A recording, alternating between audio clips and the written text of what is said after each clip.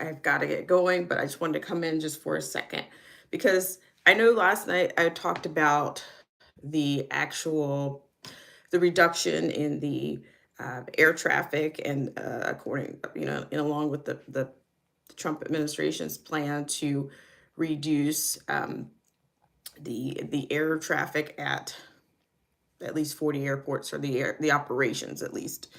But even prior to that, in conjunction with that, due to the TSA and some of the federal workers, I'm a little bit behind on this. So I want to go ahead and share this piece with you guys before you get too far into your day. And I hope you guys are doing well out there. And here we go.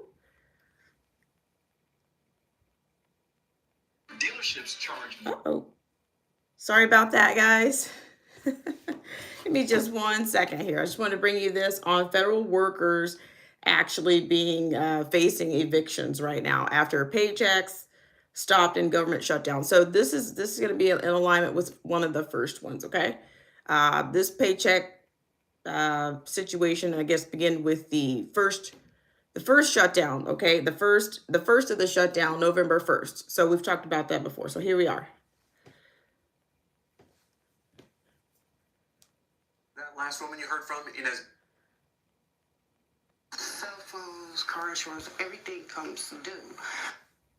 That last woman you heard from, Inez Nicholson, she reached out to us about her situation. So we listened to her voice and found out she's a federal employee working with no paycheck. And now she's facing eviction.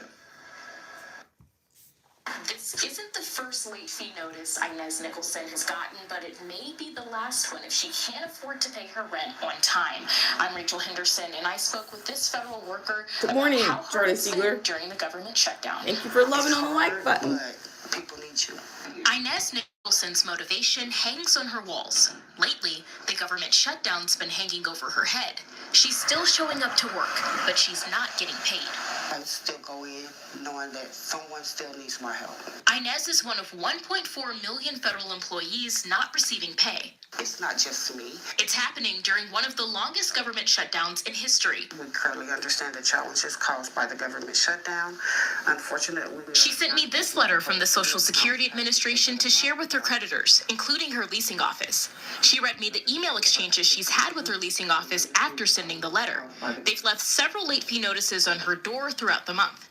This new one was outside after we left her apartment Friday. I stopped by the leasing office to ask questions, but they refused to comment. Inez risks an eviction notice if she can't pay off her balance by November 1st. So you're prepared at this point to leave if you have to? If I have to, I will. Now, where I would go at this point, I don't know. Inez has called several agencies, including the United Way. I did the same thing to see for myself what the demand is like. Anytime that we see these economic conditions changing, we're likely to see an increase in those calls. Kara Moshik with the United Way says they've gotten over 200 requests linked to the government shutdown. A lot of the agencies they refer people to are out of funds.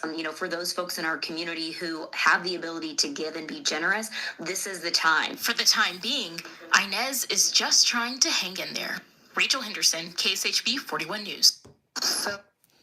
Okay, so there again, guys, you have you already have real-time situations in which people are dealing with. Good morning, Marcy T, Prayer Warrior. People are already dealing with this, and so I'm telling you, everything is on the return. The deja vu cycle continues. It's just a cycle that's back. Okay.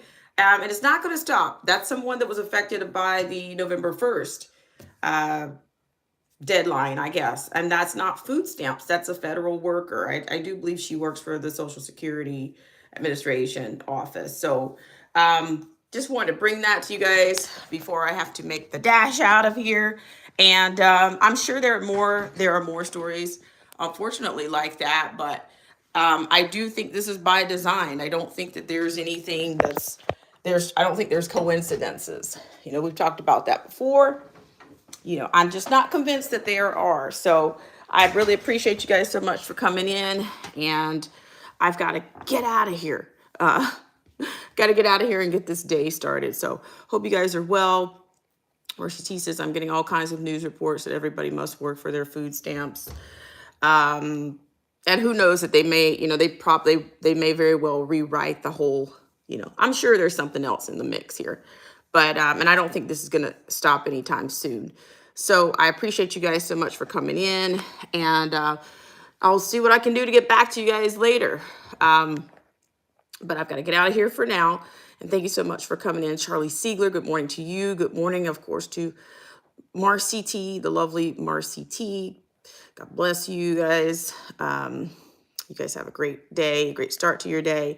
Like I said, if I can get back in here, I certainly will. In the meantime, thank you guys for loving on the like button. And if you have any stories out there you want to share that are either close to you or, in the same ilk, let me know. All right, guys, have a great Thursday. Bye for now.